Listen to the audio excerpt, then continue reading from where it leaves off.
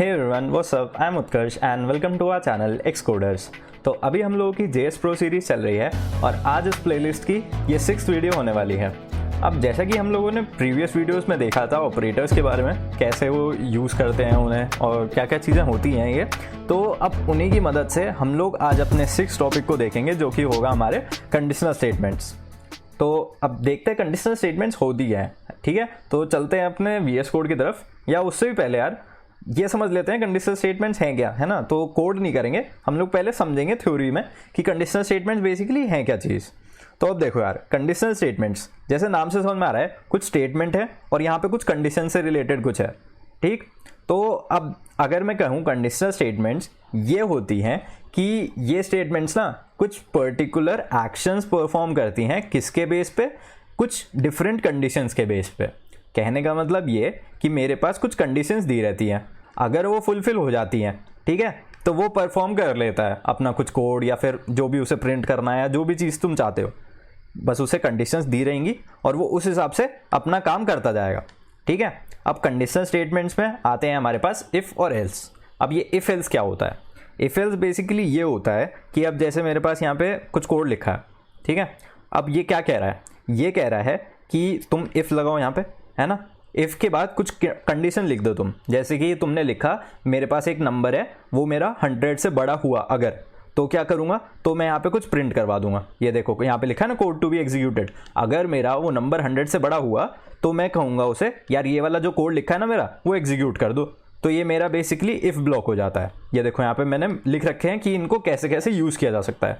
तो इसके 3 मेथड्स होते हैं, या तो तुम सिर्फ इफ़ लगा दो, ठीक है, जैसे अभी मैंने दिखाया, सिर्फ इतना लिख दो, या फिर तुम क्या कर सकते हो, तुम लिख सकते हो इफ़ एल्स।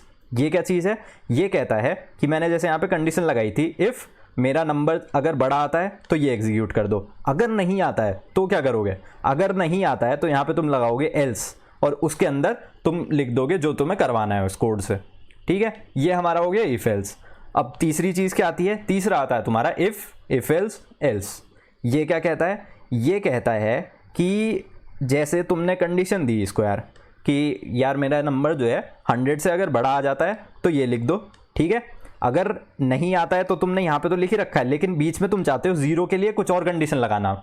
मान लो 100 से बड़ा हुआ तो ये एग्जीक्यूट कर देगा, लेकिन अगर 0 हुआ तो तुम यहाँ पे कंडीशन डाल दो कि इफ़ एल्स, अगर मेरा जो नंबर है वो 100 से बड़ा नहीं है, ठीक है ना, लेकिन अगर वो 0 होता है तो वो यहाँ पर जो लिख रखा है ना मैंने कोड, उसको एग्जीक्यूट करवा देना। और अगर ये 0 भी नहीं होता, 100 से बड़ा भी नहीं होता, तो ये एल्स वाले ब्लॉक में चले जाए, ठीक है। अब यहाँ पे एक चीज़ नोट करने वाली ये है कि ये जो इफ एल्स मैंने यहाँ पे लगा रखा है वो तुम कितने भी लगा सकते हो, ठीक है, तुम्हारे ऊपर डिपेंड करता है। तुम यहाँ पे इफ एल्स की कंडीशंस कितनी भी दे सकते हो, जैसे कि मैंने 0 लिया था, तुम 10 ले लो, 20 ले लो, ऐसे करके जितना मन करे तुम्हारा वो सारी कंडीशंस तुम ले सकते हो, ठीक है। अब चलते हैं VS कोड की तरफ अपने, और इसको कोड करके देखते हैं एक बार, तभी समझ में आएगा अच्छे से।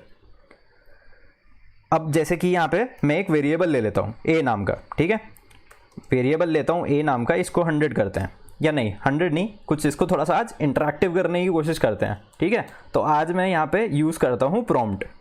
अब ये प्रॉम्प्ट क्या होता है? अब देखो यहाँ पे, एक सेकेंड रुको, और यहाँ पे लिखो एंटर योर नंबर, ठीक है। यहाँ पे मैंने लिख दिया एंटर योर नंबर। अब ये क्या करेगा? अब यहाँ पे एंटर योर नंबर लिखा है, मतलब कि इनपुट लेना चाह रहा हूँ मैं, ठीक है। इसको सेव करो, कैसे लूँगा इनपुट?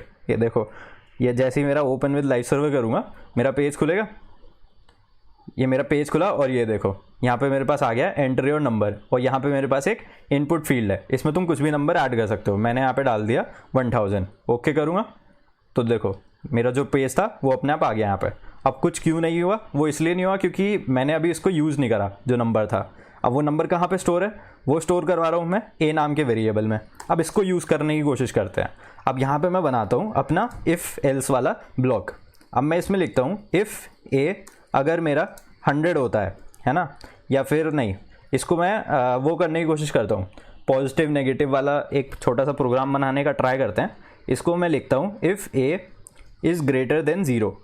तो क्या करना, तो तुम कुछ ऐसा करना कि यहाँ पे प्रिंट करवा दो इसको, यहाँ पे तुम डॉक्यूमेंट डॉट राइट से इसको करवा दो दिस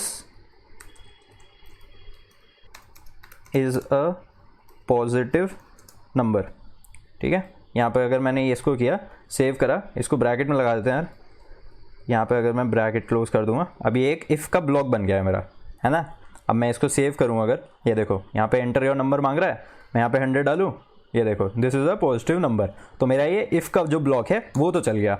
अब अगर मैं एल्स का ब्लॉक करूँ तो क्या आएगा, ये देखो मैं डॉक्यूमेंट डॉट राइट करूँगा वापस, और this is a negative number, ठीक है। सेव करूँ इसे, ये देखो यहाँ पे मैंने पिछली बार 100 डाला था, है ना, इस बार मैं -100 डालूंगा, ये देखो this is a negative number. तो मेरा इफ़ और एल्स जो हमारा यहाँ पे हमने देखा था कि इफ़ एल्स जो था, ये 2 मेथड हमारे हो गए। अब आता है तीसरा वाला, इफ़ एल्स इफ़। इसमें क्या करूँगा मैं यहाँ पे बीच में जाऊँगा और अब यहाँ पे कंडीशन लगाऊंगा। यहाँ पे क्या कंडीशन लगाऊंगा मैं, इफ़ एल्स, इसके अंदर तुम कंडीशन दे दो a = 20 दी मैंने अगर, ठीक है, या 20 नहीं 0 देते हो अगर तुम इसको, तो अब यहाँ पे मैं लगाऊंगा document dot right this is a 0th number. Done है। अब यहाँ पे अगर मैं इसको क्लोज कर देता हूँ, और देखो मैंने यहाँ पे एक गलती करी कि ये इफ़ एल्स नहीं एल्स इफ होता है, ठीक है, उल्टा कर दिया यार मैंने। इसको यहाँ से हटाओ और ये देखो अब मैं इसको सेव करूँगा। यहाँ पे तुमने क्या डाला, यहाँ पे अब 0 डाल दो तुम इसे, this is a 0th number. अब अगर इसमें तुम और कंडीशन डालना चाहते हो तो तुम डाल सकते हो बिना किसी दिक्कत के। अगर तुम यहाँ पे देखो a = 1 दिखा रहा है मुझे, यही डाल के देख लेते हैं। यहाँ पे सेम चीज़ करते हैं copy, this is a first number, यहाँ पे डाल दो और वापस से सेव करेंगे और यहाँ पे 1 डाल के देखेंगे, this is a positive number आ गया। अब ये क्यों आया, this is a positive number, यहाँ पे मैंने जो डाला था यहाँ पे मैंने 1 डाला था, ठीक है, इसे देना चाहिए था this is a first number, लेकिन इसने मुझे दिया यहाँ पे this is a positive number. तो ऐसा इसीलिए होता है, ये देखो, क्योंकि जब इसने पहली कंडीशन चेक करी ना, if a is greater than 0, तो ये कह देता है यार ये तो ये वाला कोड कह रहा है चेक करने को, मतलब प्रिंट करने को, तो मैं नीचे जाऊँगा ही क्यों, समझ गए। तो ये इफ़ एल्स जो है ना वो ऐसे काम करता है। अगर इसको जहाँ पे भी कोई कंडीशन मिल जाती है ना, तो ये नीचे की कंडीशंस को बोल देता है बाय बाय, कि मैं तुम्हें देखूंगा ही नहीं, मैं अपना टाइम क्यों वेस्ट करूं, मुझे अपना कोड मिल गया तो मैं यहाँ पे कर दूंगा, ठीक है। तो इसलिए ये जो है यहाँ पे this is a positive number दिखाता है।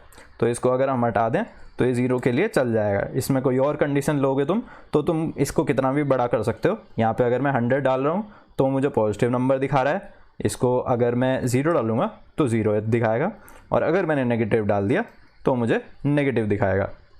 ये आ गया मेरा this is a negative number, ठीक है।